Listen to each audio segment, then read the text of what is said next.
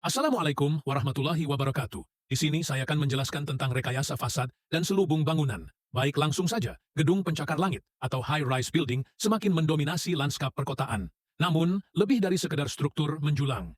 Fasad bangunan high-rise building memainkan peranan penting dalam aspek estetika, fungsionalitas, dan keberlanjutan.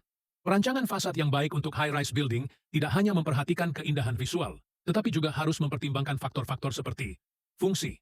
Bagaimana fasad dapat berkontribusi terhadap fungsi bangunan, seperti pencahayaan alami, pengaturan panas matahari, dan kualitas udara.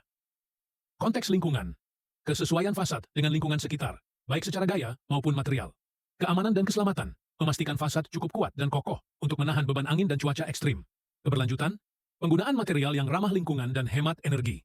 Rekayasa fasad dan selubung bangunan menawarkan banyak manfaat, mulai dari kenyamanan penghuni, efisiensi energi, hingga estetika bangunan. Fasad dan selubung bangunan berperan penting dalam melindungi bangunan dari elemen luar seperti panas, hujan, dan angin, sekaligus menciptakan lingkungan interior yang nyaman.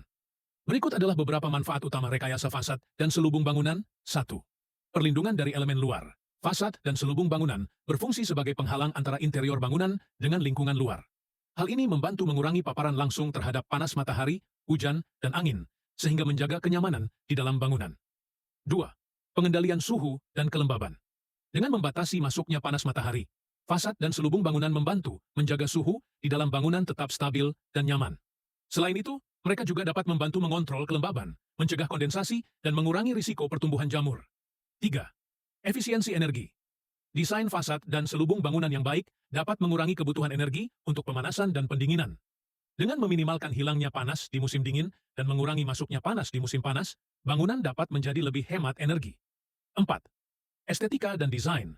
Fasad dan selubung bangunan merupakan bagian penting dari desain eksterior bangunan. Rekayasa fasad yang kreatif dapat memberikan tampilan yang menarik dan unik, meningkatkan nilai estetika bangunan. 5. Keamanan dan privasi. Fasad dan selubung bangunan juga dapat memberikan perlindungan keamanan dan privasi bagi penghuni bangunan.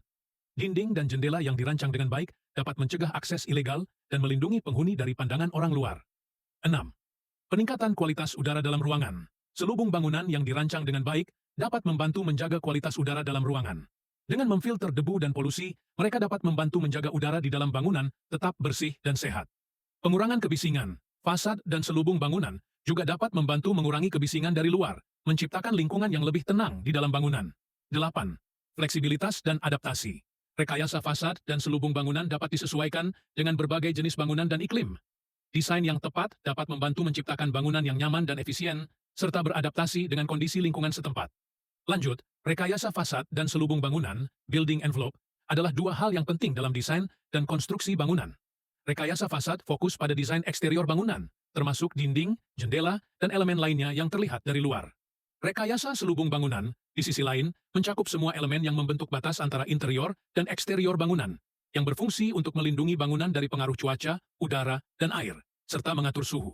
Masuk ke material. Penggunaan material pada fasad bangunan ada logam, ACP, dan kaca. Untuk penjelasannya, kita bisa lihat pada gambar tersebut, kemudian ke warna, pada bangunan ini terdapat warna coklat putih dan abu.